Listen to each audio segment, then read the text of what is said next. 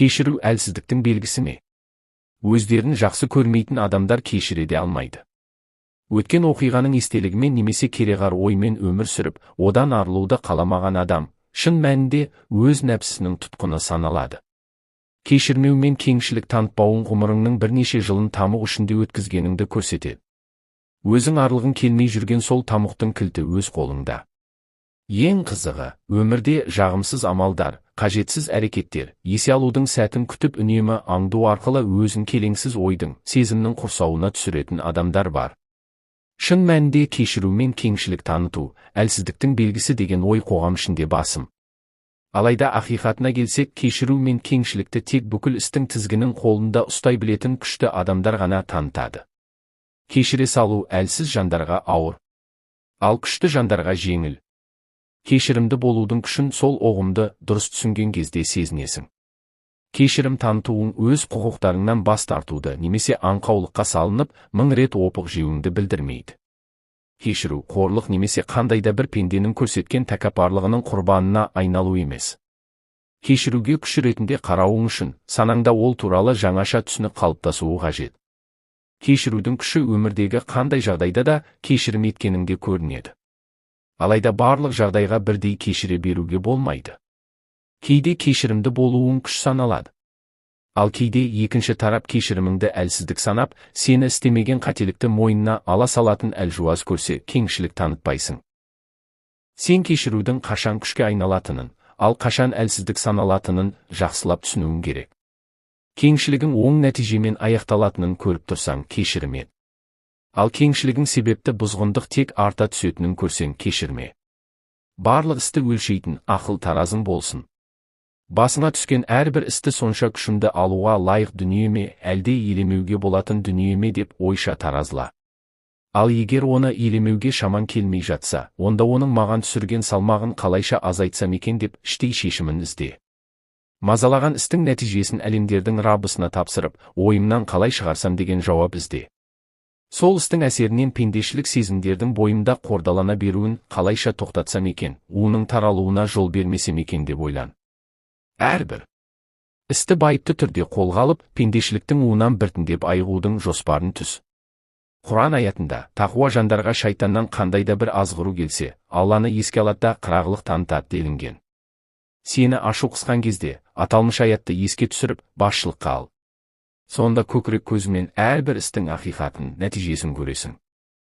Бірде Әбу Бәкір Кедей Мұстах есімді бір мұқтажға үнемі жәрдем беріп тұратын еді. Ифк оқиғасы деген атпен белгілі болған оқиғада Айша анамызға жала жабушылардың ішінде Мұстах та бар болатын. Ардақты пайғамбардың жұбайы Айшаға жала жабушылар арасында Мұстахтың да болғанын естіген кезде, Әбу Бәкір бұдан былай оның жанұясына көмектеспеуге ант ішеді. Әбу Бәкірдің жәрдемі тоқтап қалған кезде, Мұстахтың жанұясы бейшара халге түседі. Бұл Мұстах Айша анамыздың немере бауыры еді. Ғалымдарымыз мына аяттың осы оқиға кезінде түскендігін айтады. Араларындағы молшылық пен дәулетке ие болғандар жақындарына, міскіндерге, мұхажирлерге Алла жолында бермеуге ант етпесін.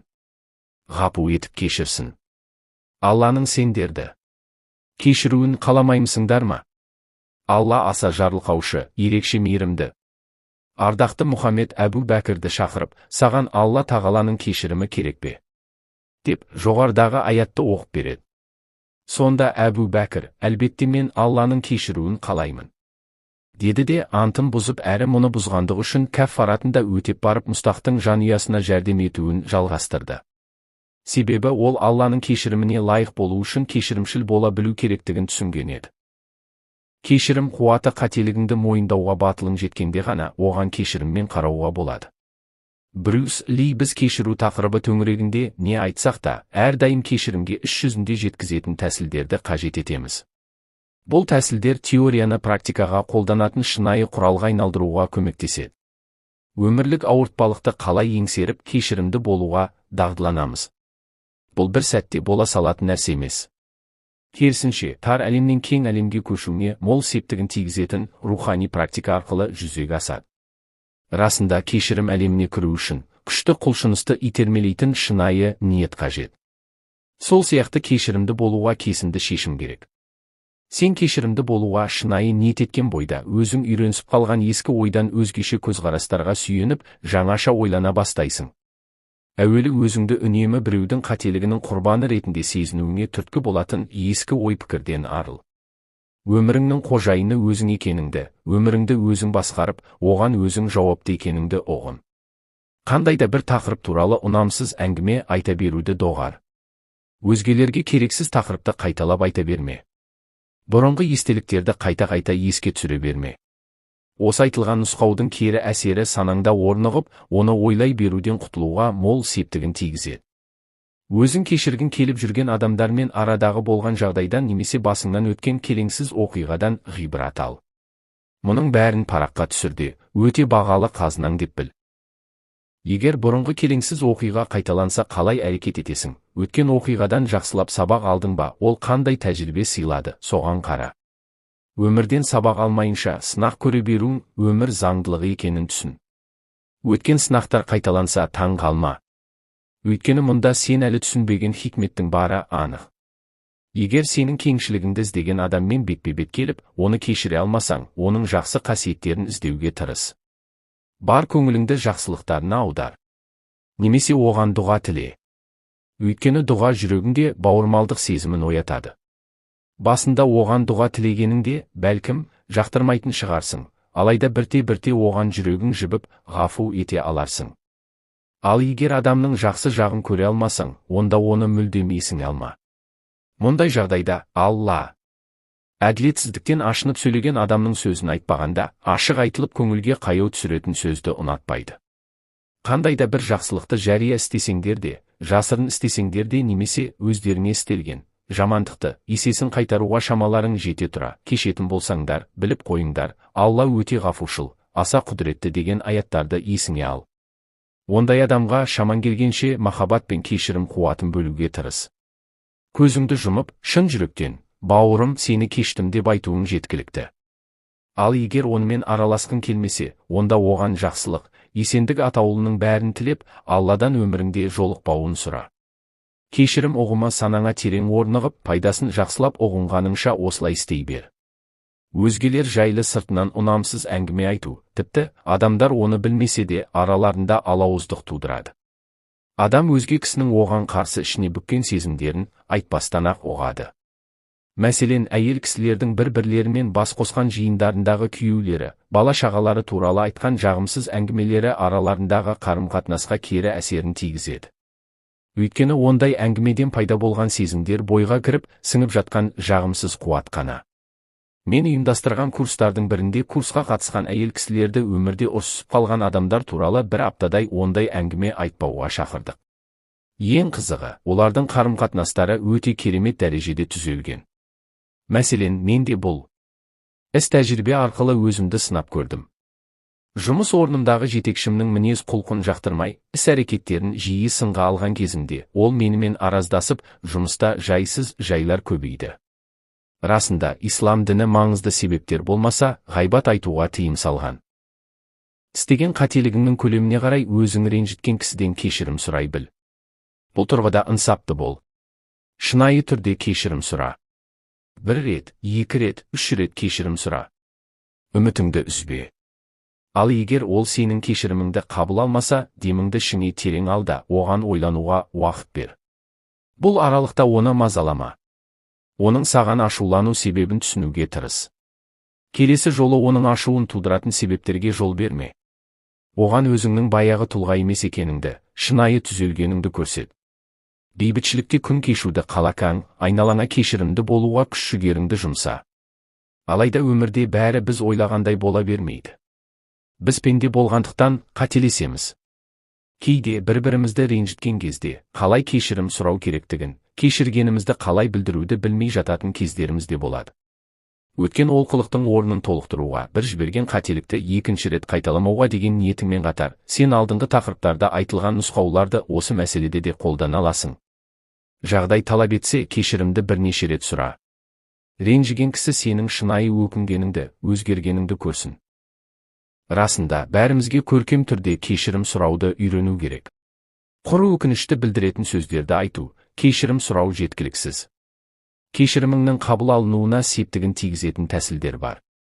Кейде адамдар біздің қателігімізді түсінбей, оны келесі жолы да қайталауымыздан немесе олардың көңіл күйін сезіне алмауымыздан қорқып, кешірімімізді қабыл алмай жатады. Мұндай жағдайда олардың реніштен туған көңіл күйлерін шынайы ұғынып, сезімдеріне құрметпен қарауымыз керек. Содан кейін олқылығымыздың орнын толтыратын, қателігімізді жуып шаятын оң іс жасауымыз керек. Біз олар үшін мүлдем күтпеген қателікке барғанымызды мойындағанымыз жөн. Бұл мәселеге байланысты бәлкім көкейіңде, егер мен татуласқым келіп жүрген кісі басқа жаққа кетіп қалса, яки мен оның қайда екенін білмей немесе ол адам бұл дүниеден өтіп, немесе сол сияқты т.б. себептерге байланысты оны таба алмай қалсам қол қусырып отырамын ба, әлде бір әрекет етем бе деген сауал туған болар. Есіңде болсын. Қандай жағдай болмасын, оның шешімі табылады. Ал егер қалаған шешіміңді таба алмасаң, ол кісі үшін дұға тілеп, оған деген пейіл ниетіңді жақсарт. Көңілін көншіту үшін оның атынан қайырымды іс, яғни садақа бер. Ал егер ол өзінің атынан қайырымды іс істегеніңді білмесе, шүбәсіз, Алла сенің шынайы ниетіңді, жүрегіңнің тазалығын білетінін түсін. Кешіруге тұрмайтын нәрсе бар ма?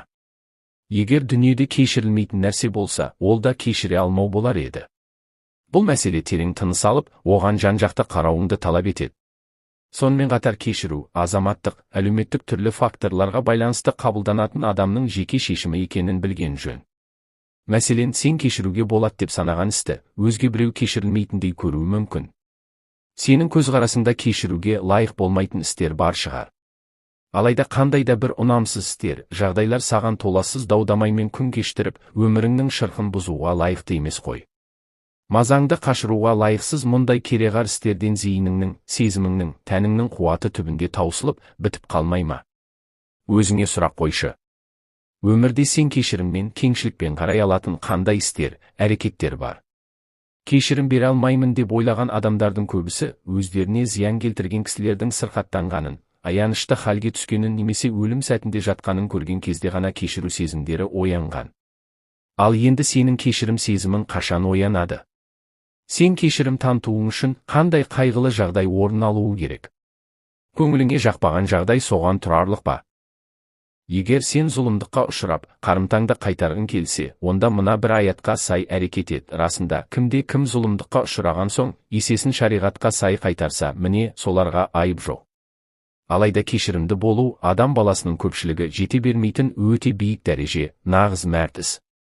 Адам баласына кешіру нығметі берілмегенде қоғамда қанға қан ұстанымы орнайтын еді. Ондай ұстаным орнаған әлем хаосқа айналар еді. Дегенмен біз аталмыш ұстанымнан бұрын Алла тағаланың сөзіндегі мына бір ұлы ұстанымды білгеніміз жөн.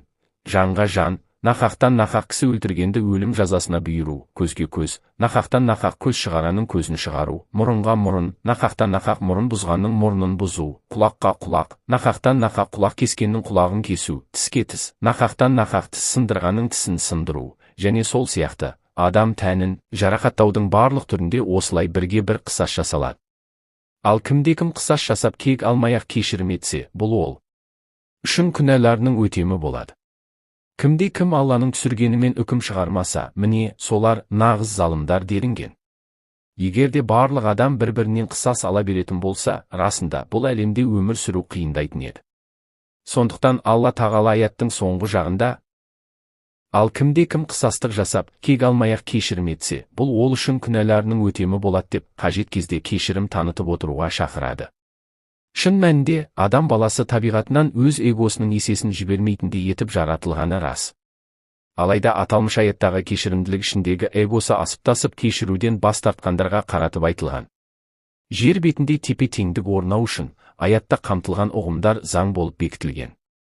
Мәселен, менің жанымды жаралаған адамдар ертең жаратушының алдында есепке тартылады. Мен оларды ешқашан кешпеймін. Бір күні сен де келерсің, сонда мен де кешірмеспін деген сөздерді ел арасында кім таратып жүргенін білмеймін. Алайда сен қоғам ішінде кешірім мен кеңшілік ұғымын жүрген ортаңда насихаттап жай. Ал егер кешірімді болуға шамаң жетпей жатса, онда толықтай кешіргіш адам болуға тиісті емессің. Сенен талап етілетіні, кешірімшіл болу үшін нәпсіңмен үнемі күрес, арпалыс, кешіруге барынша тырыс. Қандайда бір кісінің олқылығына, нашар әрекетіне үнемі төзімділік танытуға міндетті емессің. Бірақ қолдан келгенше кешіріп, кеңшілік танытқаның абзал. Кешіре алатыныңа сенімді бол. Өмірдің қысқа сапар екеніне сен. Оны меланхолия мен қатаңдықпен өткізбе.